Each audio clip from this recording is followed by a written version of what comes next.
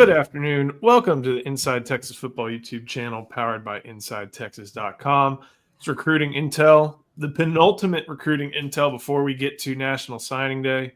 Crazy to think about that. So you know what that means. Now's a great time to sign up for Inside Texas. Head over to InsideTexas.com. We have a flash sale running. $1 will get you a week free, and then you get 50% off of your first year. So no better time to do that as we talk about a lot of different recruiting topics, talk about anything that you might be asking over in the questions. But we know that, hey, it's crazier than ever now that not only are last minute recruiting pitches being given to a lot of different guys, committed and uncommitted, last minute offers are being given to all of these guys, committed and uncommitted. It's just the way recruiting works these days. But it is the way recruiting works these days. So we're going to have to talk about it. Justin, is this maybe one of the crazier ends to a cycle you kind of can recall? I mean, we always talk about 2016 being the one. Yes. But, I mean, this one is one that's going to be topsy-turvy, seems like. Yeah, this is going to be a fun ending. This is why everybody's got to pay attention for the next, 8 or 9 days, because this is going to be a fun ending. I think Texas is relatively safe for the most part from getting pillaged, but I do know they still have their eyes on a handful of flip guys, and they're going to stay the course until signing day. I'm not going to say this is one of the craziest ends because it's been banana sandwich the whole year. Like, honestly, I felt like it's kind of been tempered in the last few weeks. It feels like this entire cycle has been crazy with unpredictable outcomes, with late offers here. You know, one kid commits and then 2 hours later flips. Like, that's what's been crazy to me is I'm ready for the ending. I was talking to On3's Chad Simmons this morning. We are ready for the end now because this entire cycle has been topsy-turvy, turn itself over on itself. I think Texas has a few aces in the hole for signing day, but otherwise I feel like this could be relatively quiet compared to the whole cycle. Should be an interesting one. Let's go ahead and jump right in. I know a big topic everybody wants to know about is Michael Fasusi. You know, we've all everybody on this video, y'all have checked with y'all's sources about the latest with the Louisville 5-star offensive tackle. Justin, we'll go to you first on this one. You had some communication with him. Where does Texas feel like they're at with Michael Fasusi? You know, Texas shot their shot. That's kind of the impression I'm getting from inside the program right now, from going to visit Justice Terry, from bringing Michael Fasusi on campus last weekend. Texas is shooting their shot with these big guys, trying to get Cade Phillips and Zion Williams to take a trip. That's kind of the mantra for the recruiting room the last couple of weeks. Go ahead and shoot your shot. I think they felt like they did a good job. You know, they've always connected well with Fasusi and his father. His father likes Austin. His mother wasn't with him. To me, that's the biggest tale of them all. She will be with them when they go to College Station on Saturday for Texas A&M. So the Horns get another chance to impress on the field. But I'll say this, and I'm going to reemphasize this. I think Texas has a shot here. But as long as Bill Bedenbaugh is the offensive coordinator in Oklahoma, or the offensive line coach, rather, Michael Fasusi is going to be a Sooner. It's just the way it is. This kid has been so upfront and honest with us from the start. And that's why I'm so grateful for him and that relationship I have. And he basically laid it out. He loved the way the Texas O-line played. He loved how much love the staff was showing him. Just you know, overwhelmingly grateful that he was there and showing him, sitting in on offensive meetings with Sark and Flood and those guys. He loves that stuff. And then getting to watch the offensive line in that fourth quarter, he actually broke down to me 8 minutes, 15 consecutive run plays. He thought that was absolutely phenomenal. So Texas did the best they could. But at the end of the day, Oklahoma still has the edge. At the end of the day, Bill Bedenbaugh is still in Norman. And as long as he's there, Michael Fasusi is likely going to sign with Oklahoma. Texas took a big swing. I just don't know if it was a big enough cut. Coach, I'll send this question. Good one from Manuel Soto. I read Fasusi really likes the Norman College vibe. Makes me think he would choose A&M over Texas if he flips because of that small town feel. Thoughts? As far as we can tell, I mean, I don't know too much about Louisville, but you know, maybe that is a small town that he would like to keep that vibe in. But as far as Texas A&M and recruiting offensive tackles, Fasusi doesn't seem like the one that is kind of trending there. It seems like there's another one maybe on the way to Texas A&M. Maybe. Yeah, maybe. I think that one's holding off the signing day if he does. I think you're talking about Lamont Rogers there. But as far as the small town, look, most times, other than not, college students and college football players, they're in the facility, I don't know, 12 hours a day, maybe 15 hours a day. It's not much that they get to go out and see the city. Louisville isn't that big, but it's big enough where everybody, people still know who everybody is in the city and the town. So if he does like that small town feel, maybe Norman, maybe College Station, but your family is the people inside the facility at the end of the day anyway. So outside the facility doesn't really matter as much. I think having options in Austin suits everybody better, if you ask me, other than being a small town where you not many places to go, not much to do. And so I don't think it really affects or has an effect on it that much, but it could. It just, everybody's different.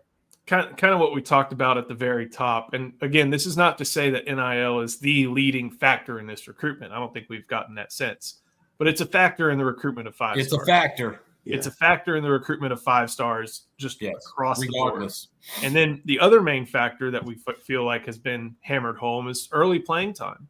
Right now, obviously, I think when we looked at Texas in early playing time in 2025, we're kind of like, well, Kelvin Banks will be gone, but what happens with, Cam Williams? And then, Cam Williams is getting some positive returns from some draft sites. Who knows what he decides to do? Maybe people think Trevor Gooseby and Brandon Baker and maybe anybody else like that, Andre Kojo, Malik Agbo, that depth chart would preclude immediate playing time. But guy's a 5-star.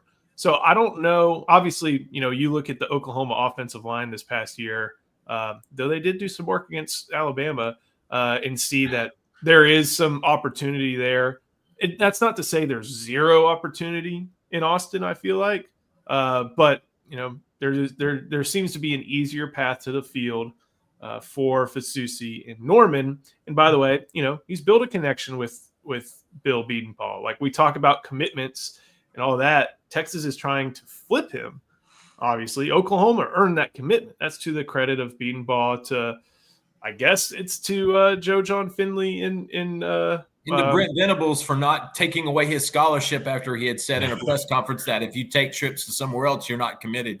I think Brent Venables bit his tongue, and I think Bedenbaugh sent him one of those really mad emoji symbols when he said that out, because you don't talk about Michael Fasusi like that, especially passive-aggressive. Every staff in the country thinks that. Yeah, but not all of them are smart enough not to say it publicly. Exactly. And also look at this from an analytical standpoint, real quick. Texas knows if they do flip Fasusi, and they would love to, they would welcome that. They're going to have to sink a lot of salary into that one, which they're trying to also appropriate with 2026 5-star offensive tackle John Turntine, who Texas is in a fabulous spot with, that our Charlie Williams has been covering coast to coast. So there are so many little factors that build up to this. So it's not just one or the other. And as the guys were saying, A&M actually was the runner-up in this recruitment. I've had 2 sources tell me that he would have chosen A&M if it wouldn't have been for Oklahoma. So there's a lot of things there, but you got to give Texas credit for at least shooting their shot.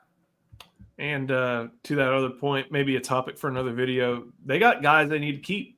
So retention, baby. Yeah. Half of NIL is retention. That's the R word, more important than recruiting, basically. Yes, sir. So we'll keep on going. First, got to give some love to our sponsor today. That is Game Time.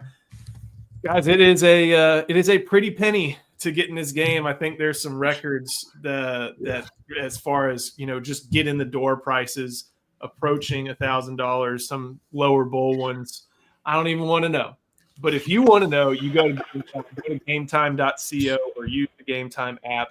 Use promo code ON3. You get the all-in pricing, so you don't have to look at the price and then get fees on it after. You don't have to worry about that. You can see from where in Kyle Field, if you want to go, where your advantage will be.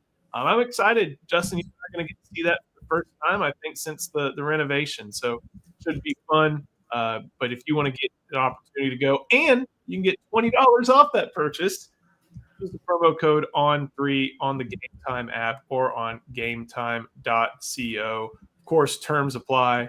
On3, ON3, get $20 off your first purchase. What time is it, guys? It is game time. Game time.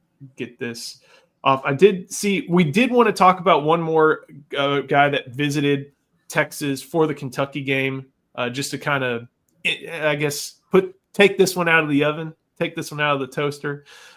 Jamie French was someone who made a visit. Florida, and we're going to be talking a lot about the Gators.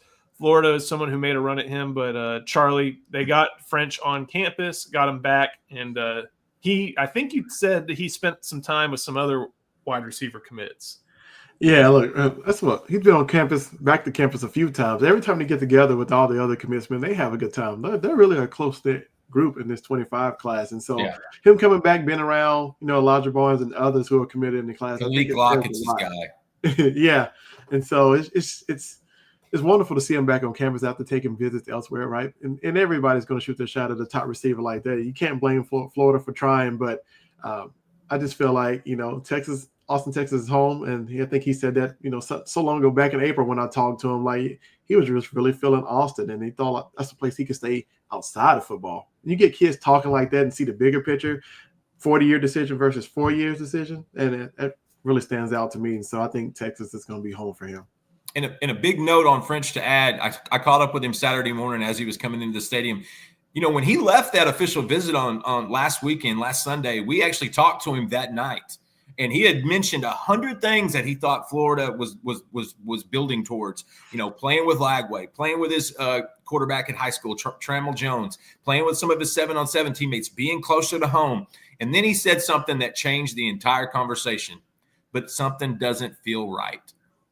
And I thought, that's doubt.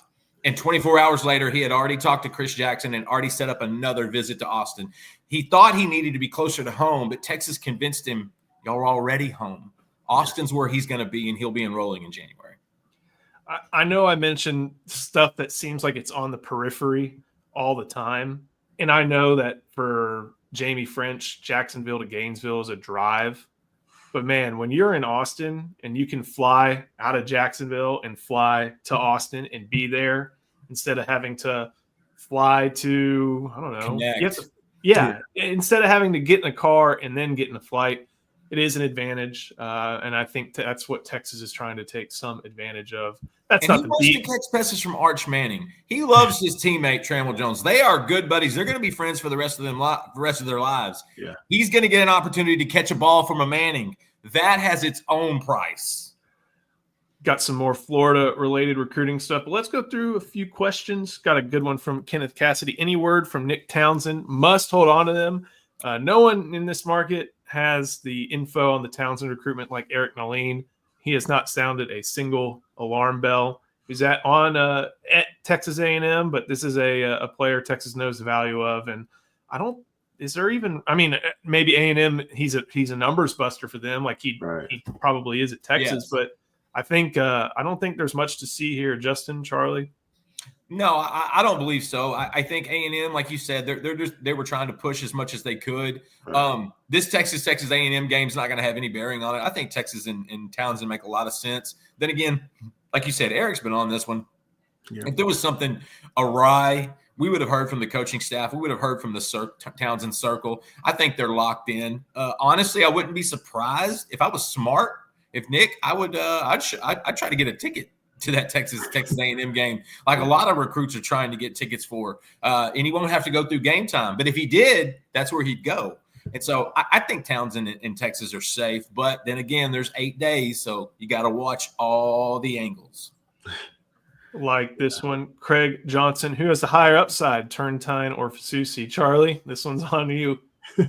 Man, look, that's tough. Look, Turntine's probably one of the best offensive linemen I've seen in a long time. I feel like he's ready. But Fasusi, it's like he's a 5-star for a reason. I've gotten a chance to see him live in action. We got to see him at the Under Armour camp, other places.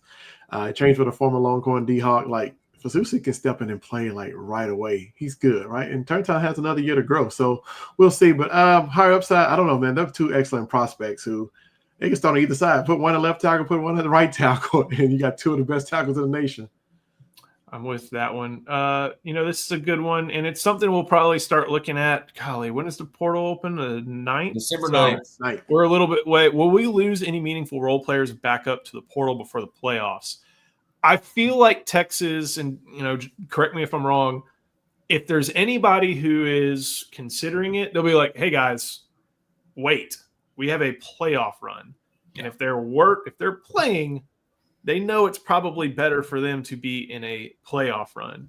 Texas is going to have all the means they need in order to retain guys that they want. I feel like we're not going to see anybody unless, something crazy, and hey, anything crazy can happen, but like meaningful role players. Here's the thing. We can talk about NIL and the best deal and all they want, but like these guys are competitors. They like winning. They like trophies. They like accolades. Like they're competitors on the field. Why would you give up a chance at, They came here to play in these games. Right? Yes, specifically. Exactly. So before the playoffs, not unless something crazy happens, but hey, something crazy could definitely happen. We're gonna have to tracking the portal. Oh boy, forgot about how much fun that is. Speaking of portal, a couple people asking about Jaheim Otis. He entered the portal, I think, after Alabama lost to Vanderbilt. I look at that and I see a guy who, if he didn't like playing time and the amount of snaps he was getting at a previous place, what's going to happen when he maybe doesn't get the playing time he wants at the next place? Yeah. And he's battling injury. Mm-hmm. I mean, here, Justin, they're going to look at defensive tackle for sure in the portal. Otis may be a name they look at, but they're going to give the evaluation process, I feel like, as much time as they possibly can when it comes to defensive tackles in the portal.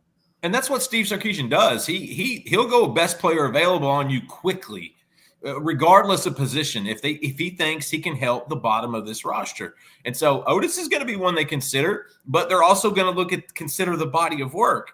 They're going to consider his injuries. They're going to consider the fact that he couldn't start. They're going to consider all those things. And just because he couldn't start there doesn't necessarily, it's not a detriment to him, but there's some other factors that are going to have to be looked at. And they've got 3 in this 2025 cycle. They want one more. If they don't sign one more on December 4th, they're probably going to have to add even another portal guy. They're going to turn over rocks, but they're going to be judicious. If we've learned anything about Sark in the portal, it's huge evaluations. Like he is particular on players you think, oh, Texas is going to go after the guy. Not if he doesn't fit. They have a culture that is instilled right now. 4 years ago, they would take some flyers, some free agent type guys. They're not doing that now. They're going to be so particular of who they let on this roster, especially going into next season. And just because he's at Bama, you can't always mind those connections. No. I feel like that's also starting to run dry. I mean, if Saban was there, would Otis still be on that roster? I'm going to say no. No. Yeah, there's some different things at play. And I'll touch on this one. We'll talk about one more Florida prospect. But the baseball, if y'all saw, I think I actually talked to this kid last night. They landed a commitment from the number 1 prospect, a shortstop from Argyle. Does he make it to Texas? 5 years ago, I'd say no. But now, with NIL being a thing, maybe. I would still bet on the MLB draft, just sight unseen. I haven't talked to the kid, haven't checked in with baseball people in a little bit. But 5 years ago, no, he's probably taking that big signing bonus. But now, who knows? Maybe NIL changes how he thinks of things. I actually asked Grady Emerson about this, and this is the number 1 shortstop in the country out of Argyle. I asked him, how is the draft going to affect, your decision going forward? He said, I'm not looking that far ahead. I'm worried about right now, getting better right now and being the best baseball player I can be for the Texas baseball program. He's saying all the right things, but yeah, he's going to be one. We'll worry about that in about 18 months. Hey, I'm glad he's taking it that way. Yeah. Oh, he had a it was a good conversation. Very level-headed kid. Not a kid that you would just automatically assume, hey, he's jumping to MLB, which if he goes in the first round, you don't blame him. That's what he does. That's what you play baseball for as a kid, to get to that point. But again, he's like, I'm not looking that far ahead. I'm worried about tomorrow, and I'm worried about being the best baseball player I can for Texas. To me, that's probably why Jim Schlossnagle, Noah Cain, Drew Bishop, Tutulo, that's a machine of recruiting, and there's no doubt why Emerson flipped. Back to the gridiron, we got to talk about Myron Charles. That seems to be the big fight that Texas has. Port Charlotte, Florida defensive tackle. I think he's a top 100 guy by On3. Yeah. They needed a recruit in this cycle for Texas, and Florida's coming after him.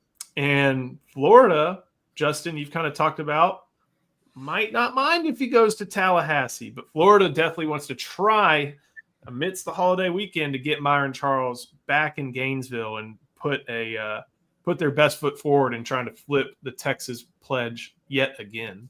Florida's still pushing. They're not letting up. They I think they cut bait with Jamie French because they realized they weren't reeling that one in. But they still putting out hooks for Myron Charles. There's a chance he could pop up at in Tallahassee for the Florida State game, which would be ironic considering he decommitted from Florida State. And then there's a chance they're going to try to get him in on that Sunday, right before the start of the dead period, to just give him one final pitch, one final push.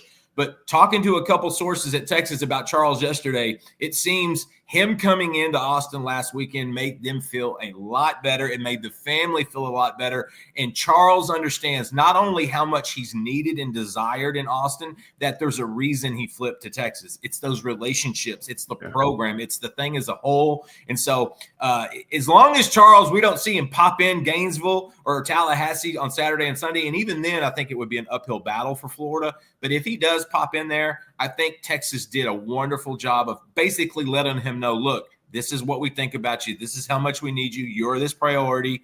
And he did have a great time this weekend in Austin. Charlie, how weird is it to maybe see a school encourage a player to be like, yeah, come check us out, even though it's a road game, to a school you were once committed to? You know? It's weird.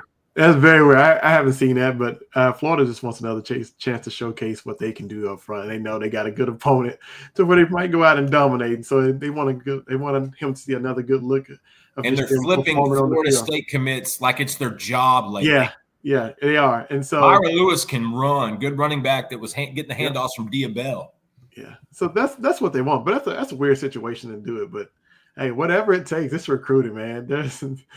There's no rules and regulations for the most part. Do what you got to do to try to win the kid over. Like this question, go through a few more before we get out of here. December 4th is the day for the commits. It is the day. It's when they'll most likely all sign. The one thing to watch is that it's a 2-day signing window. So there's a chance these schools have like a Thursday signing day. Most of these kids are going to probably sign and send in their form on that Wednesday, no matter what that morning they're told to. Yeah. Some sleep in, as we remember from last year. Oh, I forgot about that last year. Oh my God. I think I woke him up.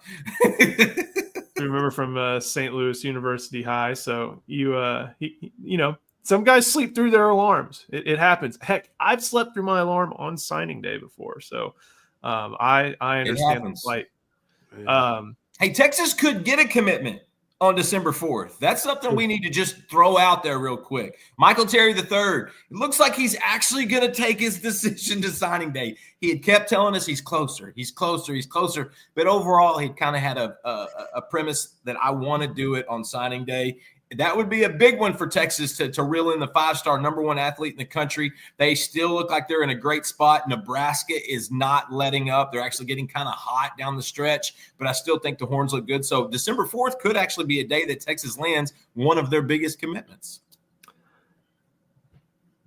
Have we heard much about Nate Marshall, Chicago area edge, who made his way into edge, right? Who made his way? I think he's an edge, but because he's so long. I saw him in the facility after the game. That kid is long and skinny. He almost looks like a basketball prospect. He doesn't necessarily look like a football one. I'm trying to get a little bit of background on that one. Auburn is very aware, and they're doing whatever they can to retain him. But getting some news out of him has been difficult for not just us, but also the On3 network. Apparently, Marshall is not the most talkative kid. Charlie, you can't say Turntine. I know we answer this often because we know the answer is Turntine. So what's I know this next answer. I know it.